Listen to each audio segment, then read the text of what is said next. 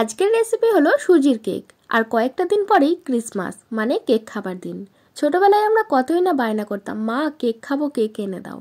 কিন্তু যত দিন যাচ্ছে, মানে যত বড় হচ্ছি, সেই বায়নাগুলো কমে যাচ্ছে। আসলে সময়ের সাথে সাথে আমরা নিজেদেরকে গুটিয়ে নিচ্ছি এসব বায়না বাহানা থেকে, তাই না?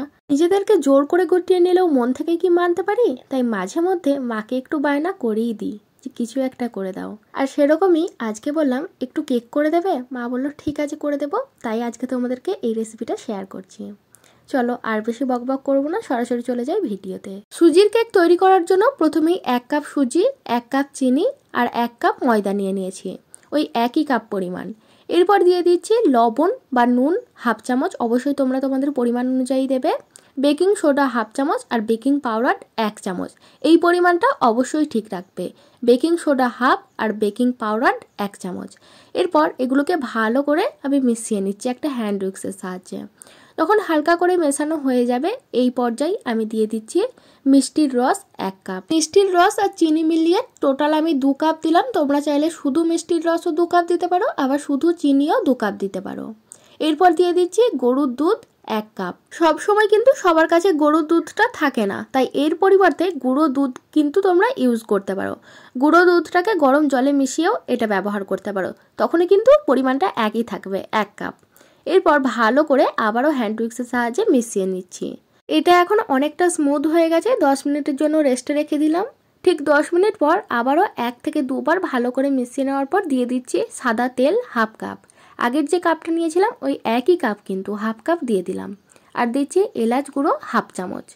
আবারও ভালো করে হ্যান্ড উইক্সের সাহায্যে মিশিয়ে নিচ্ছি।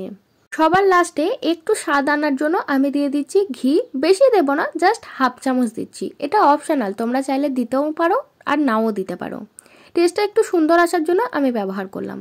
ভালো করে মিশিয়ে নিচ্ছি 2 থেকে 3 মিনিট, আর কিন্তু বেশি নাড়াঘাটা করব না। কথা বলতে বলতে সুজির এই ব্যাটারটা এখন একদম রেডি হয়ে গেছে। এরপর দেখো কেকটা তৈরি করার জন্য এইরকম একটা পাত্র নিয়ে নিয়েছি, ডেকচি বলে এগুলোকে সম্ভবত। যাই হোক, তার গায়ে আমি একটু সাদা তেল মাখিয়ে নিচ্ছি যাতে কেকটা তোলার সময় ভালোভাবে বেরিয়ে আসে। এরপর একটা সাদা কাগজ নিয়েছি, ওই পাত্রটার নিচে দিয়ে দিলাম।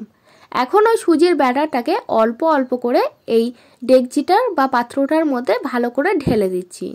হাওয়াটা যাতে বেরিয়ে যায় তার জন্য এরকম একটু প্রেস করে দিচ্ছি। দেখতে ভালো লাগার জন্য এবং স্বাদটা আরও একটু বাড়ানোর জন্য আমি এখানে কাজু আর কিশমিশকে এরকম ছোট ছোট করে কুচিয়ে নিয়েছি, সেগুলো দিয়ে দিলাম। এরপর দেখো আমি একটা কড়াইয়ের মধ্যে কিছুটা বালি দিয়ে দিয়েছি। এরপর একটা এরকম ধরে স্ট্যান্ড বসিয়ে দিচ্ছে। এখন কেকের ওই মোল্ডটা আমি বসিয়ে দিচ্ছি। উপর থেকে একটা ঢাকনা এঁটে দিলাম। এরপর 40 মিনিট অপেক্ষা করব। ঠিক 40 মিনিট পর আমি এটাকে চেক করে নেব যে কোনো অংশে কাঁচা আছে নাকি। তার জন্য দেখো এরকম একটা আমি কাঠি নিয়েছি, তোমরা টুথপিক যেগুলো বলে ওগুলোও নিতে পারো। আমি চেক করে দেখলাম, তোমরা দেখতেই পেলে যে কোনো অংশে কাঁচা নাই। এরপর এটাকে নামিয়ে নিচ্ছি। 10 মিনিট ঠান্ডা করে নেব, এরপর এটাকে কেটে নেব। 10 মিনিট পর ফিরে এলাম, দেখতেই পাচ্ছ একটা ছুরি নিয়েছি, 4 সাইডটা মানে ভালো করে আমি একটু এরকম করে নড়িয়ে দিচ্ছি যাতে কেকটা সহজেই উঠে আসে। এরপর একটা থালার মধ্যে এই কেকটা ঢেলে নিচ্ছি। এবার দেখো কত সুন্দর হয়েছে আর কতটা স্পঞ্জি হয়েছে। এখন এবার বলো তো এই রেসিপি কেমন লাগলো। আর একটা কথা বলে দিই, আমি কিন্তু তৈরি করিনি, করেছে আমার মা। কতটা স্পঞ্জি হয়েছে তাই না? যতটা দেখতে সুন্দর লাগছে, খেতে কিন্তু তার থেকেও বেশি সুন্দর হয়েছিল। তোমরা যদি বাড়িতে কেক তৈরি করো, আমি যেভাবে করলাম ওভাবে করে দেখো, দারুণ লাগবে। আজকের মতো তাহলে এই পর্যন্তই, নেক্সট ভিডিও দেখা হচ্ছে, টাটা।